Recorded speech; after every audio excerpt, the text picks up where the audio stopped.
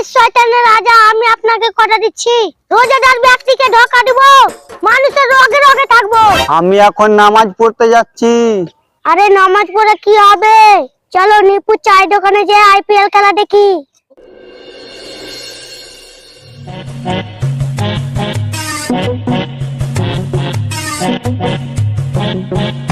ইবলিস শয়তানের রাজা, আপনি আমাকে ডেকেছেন?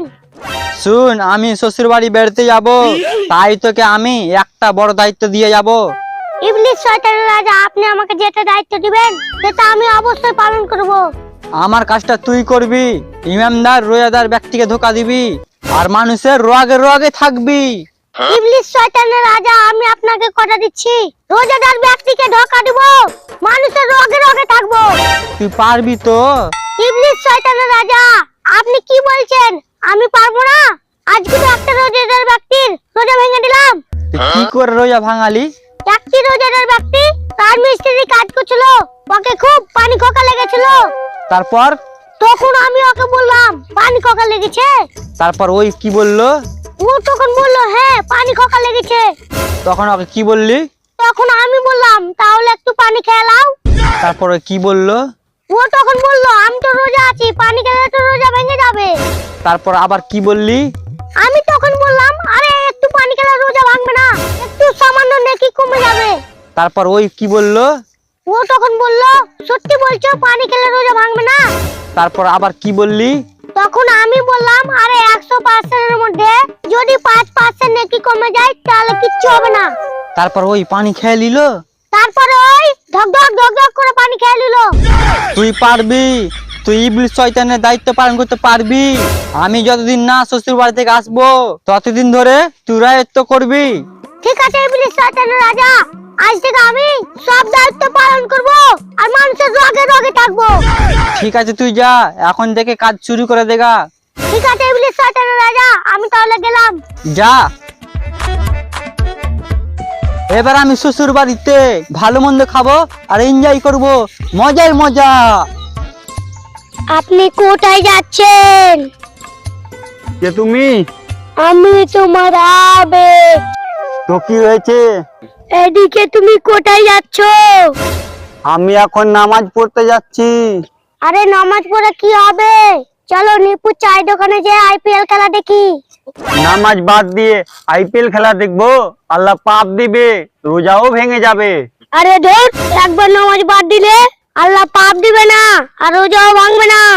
তুমি সত্যি বলছো আল্লাহ পাপ দিবে না আর রোজাও ভাঙবে না? আরে কিচ্ছু হবে না, আমি গ্যারান্টি দিচ্ছি। আরে তাড়াতাড়ি চল, আইপিএল খেলা শুরু হয়ে গেছে। ঠিক আছে তাহলে চলো চলো চলো। আহারে, এই রমজান মাসে তোকে আমি খেতে পারছি না, আর কিছুক্ষণ অপেক্ষা কর, ইফতারের পর আগে তোকেই খাবো। আরে ইফতারের অপেক্ষা করার কি আছে, এখন বেরিটা খেলাও। কে তুমি? আমি তোমার আবেগ। আবেগ তো কি হয়েছে? তুমি বেরিটা খেয়ে নাও। আমি বেরি খেলে যে আমার রোজা ভেঙে যাবে। আরে পাগল, বেরি খেলে কোনোদিন রোজা ভাঙে? বেরি দিয়ে মুখ দিয়ে টানে আর নাক দিয়ে বের করে দাও, একই কোনোদিন রোজা ভাঙবে না, বেরিটা খেয়ে নাও। তুমি কথাটা কিন্তু ঠিক বলেছো। আরে আমি কোনোদিন ভুল বলি না, তুমি বেরিটা ফাটাফাট খেয়ে নাও। ঠিক আছে, আমি বেরিটা খেয়ে নিচ্ছি। এই তো কাজ হয়ে গেছে, এবার অন্য রোজাদারকে ধরি গে।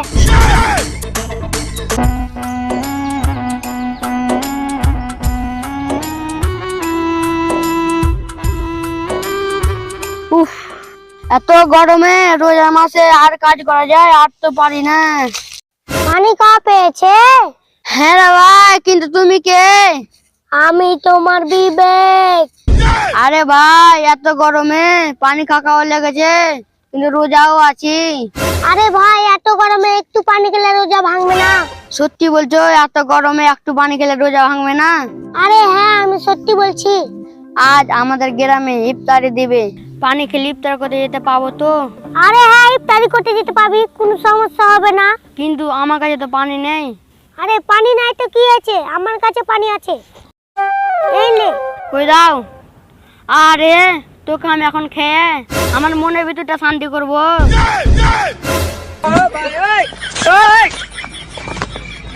তোকে আমি খেয়ে নিলাম, আবার ইফতার করতে যেতেও পাবো। তুই ইফতারি করতে যেতে পাবি নাকি? তুই তো পানি খেয়ে রোজা ভেঙে দিলি। কি? আমার রোজা ভেঙে গেল? হ্যাঁ রে, তোর রোজা ভেঙে গেল। শালা তোর কিছু কইতে দিয়ে ওকে মাগে।